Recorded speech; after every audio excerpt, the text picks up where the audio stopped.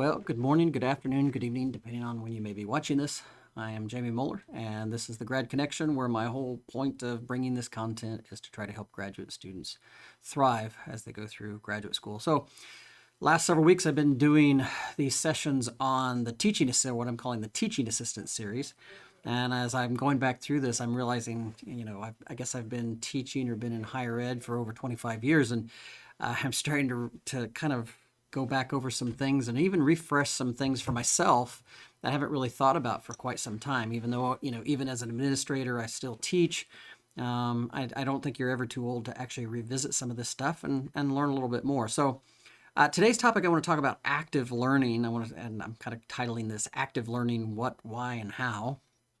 And so I want to approach this, and this is kind of, I suppose, a buzz term over the last, I don't know, 5, 10 years or something like that, maybe longer. But essentially, what is active learning? It's the idea of, approaches to teaching that have learners doing something. They engage, they're active, that kind of thing.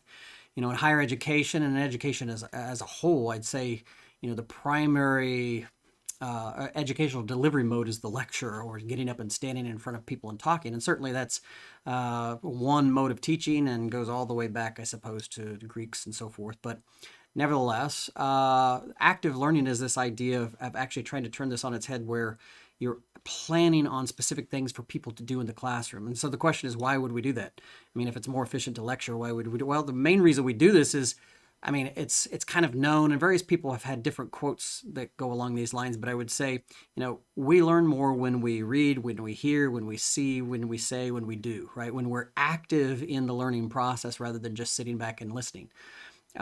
This really taps into something, in kind of, you could call it learning or educational psychology, you could call it psychology, you could call it in learning theory, taps into this idea of learning styles. And there are all kinds of different viewpoints, I suppose, on this. As I wrote this down, there's basically three that popped into my mind. You have visual learners, you have auditory learners, and so auditory learners learn very well in a lecture scenario. And then I'd say tactile, which is the kinesthetic, or sometimes called kinesthetic. And people typically lean towards they learn best from one of those approaches. I'm more of a visual auditory learner, but I also say, I can learn from hands-on doing. Usually people are not just like one or the other, but there are certain modes that they might excel in more than others. But nevertheless, the whole point of active learning is actually try to tap into the wide range of learning styles, so that people can, people of various learning styles. And if you do a search on learning styles, you'll find lots of stuff. I may end up doing a session on it just to talk about, what things work well and don't work well for different kinds of learning styles, but we'll just see. So that's the what, right? And the why. Let's also talk about how. It does require a whole lot more thought. I mean, a lot of times as, faculty, I think faculty in higher ed particularly, we just default to getting up and standing in front of people and talking for 50 minutes or for however long, just because it's a whole lot easier, because you don't lose any control. You're basically, if there's no interaction, you're just getting up there and talking, you basically control the quote unquote stage, if you will. It really doesn't, I mean, hopefully you have some kind of stage presence, as it were, in time, in some of the other sessions I've talked about gravitas. Well, if you have, and gravitas, I stumbled across a video that talked, and I like the way this person had phrased it, but the root word for gravitas and gravity are the same. And so an easy way to talk about gravity is when people are just kind of like they're drawn to you. So we've all been around people that they're kind of a magnet, right? You just want to be around them, you like listening to them. And so this is actually a benefit for you if you have some sort of stage presence and the ability to hold attention of a crowd. Lecturing can work but anyway, long story short, lecturing is a lot simpler. But it's also not the most effective approach. And so that's the whole purpose of active learning. Now, one of the primary active learning strategies or approach would be class discussion, whether you're talking about the class as a whole, right? Or you're talking about breaking them into small groups, or even you're talking about pairing them up. Now, I realize, in this COVID environment, that we're coming off of right now as I'm recording this, we've concluded our first week of classes here at Purdue, and so we're having to adapt to that. But if we get back to whatever normal is, and face-to-face sessions, This will be, I think, and we are back to face-to-face sessions. It just makes it, I'll say, when you're having to mask up and trying to do discussion, it can be a challenge, but it's still possible. And you can replicate some of this stuff even in an environment on Zoom or WebEx or whatever tool you use, by using small chat rooms or by using, some type of thing like that. But it is a little more challenging, has a little different dynamic. But so when we talk about class discussion, very first thing, and these are some tips. I wrote down about 10 things that I wanted to say about, kind of leading class discussions. First of all, I wanted to just say be brave. Because it can be, particularly as a new instructor, it can be really daunting it's a whole lot easier to just get up and stand up and lecture as opposed to trying to plan for in-class discussion, because you don't know where it's going to go. That's the risk, right? Of how do you lead this discussion? How do you get people to where you want them to be? Because you're actually kind of manipulating the discussion to try to get it to go somewhere in most cases. You're usually not just meandering out there and just talking about anything. You're trying to guide or nudge it in the direction. But I would say be brave. It takes practice to get good at classroom discussion. First, of being just brave enough to do it, and then second, doing it well. And so how do you do that well? Well, the very best, the most important thing, I think, is to prepare prompts. In other words, and part of this requires some experience to get comfortable with what are the best techniques, what are the best prompts to get people to go from point A to point B where you're wanting to lead them. Because essentially, as an instructor, just like in a lecture, you would lead them through some content that you talk about. That's essentially what you're trying to do, but you're trying to actually pull it out of them. You're trying to get them to go there on the journey with you, rather than you just kind of plowing a course and them watching you do it. And that's what active learning and what discussion is about, is to try to get to that point. It may take you using it more than once. I'll just say the more times you do it, particularly, you'll get more comfortable with it. You'll figure out what works and what doesn't work, because it varies depending on what content. And not all content lends itself to discussion, frankly. Sometimes the best way is just to present. But let's say you had a 50-minute lecture, if you were to divide that lecture into, let's say, 10 minutes of discussion, 10 minutes of lecture, 5 minutes of discussion, and kind of mix it up so that it's not just them sitting back and listening to you. I'll just say the more times you use it, the more comfortable you'll get. And then second, it also takes the audience getting comfortable. That is, the learners, the people in your class, getting comfortable with it.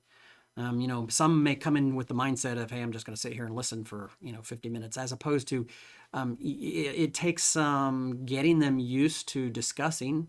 It also, another thing I've put down here was building trust. It takes them trusting you, right, as you do this, right? But anyway, when you just do discussion, another important point is just shut up. A lot of times we're used to talking. We want to keep the conversation going, but particularly as you start at the beginning of a class, like in a semester, or at the start of a course, right? You may actually have to allow some pregnant pauses and make them uncomfortable with the pause before they'll start to talk. If you ask for discussion and then you just always jump in to fill the space and don't give people time to jump in, your discussion is going to go nowhere. So shut up would be, and I have a bad habit of this because I like to have the space filled. But sometimes I do try to plan in pauses like that for that person. Experiment with this would be my next point. Experiment with this. You don't know, and I understand a lot of beginning instructors, beginning teachers are uncomfortable experimenting with this, but it really does take some time to get used to this, because it's not a practice. Most of us have not had experience in environments where discussion is the primary mode of teaching. I mean, most often it's sitting back and listening to somebody talk. Don't judge responses. So when you actually start getting some responses from your students, be careful. Don't make judgments right or wrong. And even once you get comfortable enough where you can start to say, well, I'm not sure it's really that way, it's more this way. Do it in a soft way, because essentially you're trying to build trust, as I said before. And if you immediately squash somebody or make fun of an answer, or they feel that you did, and sometimes people will feel that you're slighting them in some way, even when you're not. There's ways to fix that on the backside. You can always apologize for something if it goes awry. But nevertheless, be careful making judgments, particularly at like the start of a course where you're trying to get them to start to interact. Because if you start squashing those answers, or well, that's obviously wrong, saying statements like that, going back to one of my other videos, I think I've used the idea, one way to kind of nudge people in the right. I hear what you're saying, but I think differently about that and lead them down a different course. Think about your space too, because you have to think about the environment that you're in. I mean, I can't, doing a large class discussion, a whole class discussion with more than 20 people might not work really well. You can kind of force it, but once you get up to 40 for sure, it doesn't work real well. And so you have to mix up these techniques based upon the context. You can't just use the same thing all the time. I already talked about build trust. Encourage everybody. One of the hard parts of leading class discussion like this is getting everybody to participate. So first, you want to make sure you tell everybody to participate or encourage everybody to participate. And then you also may have to ask, there are some, in this concept of extrovert versus introvert, a lot of times your introverts in the class, they're very quiet there, but that doesn't, just because they're quiet doesn't mean there's nothing going on. I mean, they're oftentimes thinking, and so you may actually have to at times call upon them. This is where learning people's names can be very beneficial. It can be a really challenge, but it does build a lot of trust when you start to learn people's names. But and I've met faculty who've had a class of 40 and been able to remember every person's name. My memory is just not that good. And so if I'm in a class and I want to be able to do that, if it's pretty much over 10, I'm probably going to have some name tags or something to be able to remember there. But encourage all to participate. You may have to call on extroverts, and more importantly, you may have to use techniques, because oftentimes there'll be people in the class that, in the discussion, that may want to monopolize the conversation. And so, a good technique for that is, if you have somebody that keeps answering, you say, okay, now I'd like to hear from somebody who hasn't talked yet.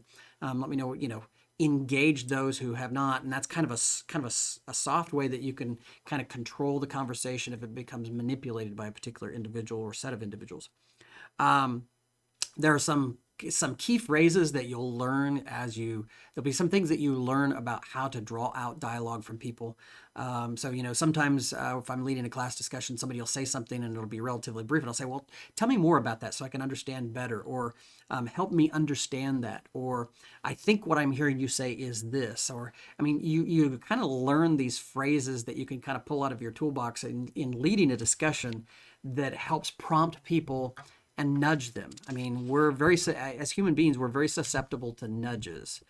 And particularly in a large environment where you're leading discussion, this can be a very important thing to try to help you lead that discussion. So these are kind of some, like, when I talk about discussion as a whole, these are about, and I didn't number each one of them because I kind of jumped around in my list, but that's about 10 things that came to mind as far as leading class discussion based on my experience. Now, there are additional approaches that you can use beyond, just this idea of whole class discussion. Let me just jot down a few or mention a few. So, first would be like doing 5-minute discussions and then a share out from, particular groups. And so you can use that when you break into groups. You could do it when you have pairs as well. You could have them do a minute paper where everybody has to basically in a minute, write down what's the most salient things that they just picked up from you. You can also use note cards for this. This can be a very effective way. You can also use technology for this, right? So there are all kinds of techniques that you can use, but the whole concept is getting them to jot down some ideas very quickly, and then you could collect them. There's lots of things you could do with them. Something called the muddiest point. And these things are not my ideas. These are just things that I've learned over the years. Purdue has a center called the Center for Instructional Excellence, which is excellent, by the way, to help faculty improve their teaching. And so I had been involved with that group for quite some time. So a lot of this just comes out of some of that knowledge and some of that background. But something called the muddiest point, where you basically have each person kind of jot down what's the most confusing thing. Like, let's say I present a topic and let's say I stop after 15 minutes. I say, okay, reflect back. Tell me what's either the muddiest, the thing that makes the least amount of sense to you right now out of what I've just discussed, or tell me what stands out to you the most as far as like what's the most important one takeaway from what I've just said in the last 15 minutes, so that you get them to stop and engage with the content rather than just mindlessly listening to you drone on. Another approach is something called think, pair, share, where you basically have each individual think about something. You present them with a statement, a question, or whatever. You get them to think, then you have them pair up and talk for a few minutes, and then you have the groups share out. And again, this think, pair, share thing depends on the class size as to how effective or if you can do it at all. And a lot of times large lecture, and I've taught everything from, classes of 5 all the way up to classes of over 300 or 400 people. When you get to those larger classes, it becomes it's not impossible, but it does get a little more challenging because oftentimes the rooms are structured such that it's hard to break into groups. But I mean, if you're creative, you can find ways to do it. And I would encourage you to do so. Another thing you can do is anonymous question sharing, where you can have mechanisms. For many years, I used a technique with note cards in classes, particularly in large classes. And I probably, if I were teaching large classes again today, even though we've got all kinds of technology, I'd probably still use this if it were a large face-to-face class. And I would basically have them take that note card and, first day of class, second day of class, I'd give them a note card, but then I'd put it on them to bring note cards from that point forward. I'd always joke about, anybody who's enterprising in the classroom could bring their note cards in and sell them to other people at whatever cost they want to if people forgot. But I'd use those note cards in 2 ways. One, I'd use them to take attendance because I believe that attendance, it just makes sense. If you're there, you're going to learn more. But more importantly, I would use those note cards as a way for anyone in the class to ask a question really about anything. And then I would make the commitment that I would answer it in the next class period. And that was always an effective thing for me to do. And it actually, particularly in the large classes, I think it gave students, and it definitely gave me a way to interact with them in a very simple way. It didn't take much effort.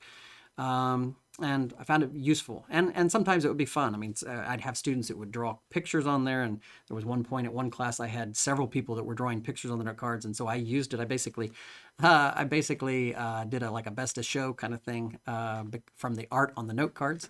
I get crazy questions as well. And that's up to you whether you want to answer what's a crazy question? A crazy question would be Jedi or ninja, right? Or those kinds of things. Just kind of fun things where they'd get to know me a little bit. And it was on a rare occasion, there'd be a question that I just wouldn't answer. And I would just acknowledge it in class that, there's certain things that I won't talk about. If a student asks a particular political question or a religious question or something like that, I don't think the classroom is the place for that. And so I would just, I'd say I appreciate questions along those lines, but I really can't answer them, that kind of thing. So anyway, anonymous question sharing. Another would be polling, and now that wasn't anonymous. The note cards weren't anonymous, but still, when I'd repeat the questions in the class, I never told who asked what question. And then there's all kinds of other stuff when you talk about, if you engage technology in this equation, you could have polling, you could have other, you could have clickers, you could have, there are all kinds of approaches to this. The key is getting people to engage and do something, while you're teaching rather than just having. So active learning, it's planned interaction or activity that gets people to do rather than just be passive. And that's really what this is all about. So hopefully you're having a good start to your semester wherever you are. If you're a graduate student, hopefully you're finding this content useful and helpful. Again, I still think I have plenty to talk about relative to teaching assistant series. And so we'll continue this thread until I run out of topics on that. And then I'm actually thinking about topics. I may do I don't know what to call it, a research series, something to try to help graduate students develop research proposals, particularly for theses and dissertations. That's really kind of for about 10 years, I taught a research methods course where that was kind of the primary focus. Was trying to help graduate students craft their thesis or dissertation proposal. So I'm thinking I might do that series next. I don't know if that sounds interesting to you. Drop me a line, let me know. Anyway, hope you have a great rest of your week. And this being Friday, I hope you have a great weekend. Thanks for listening. Bye-bye.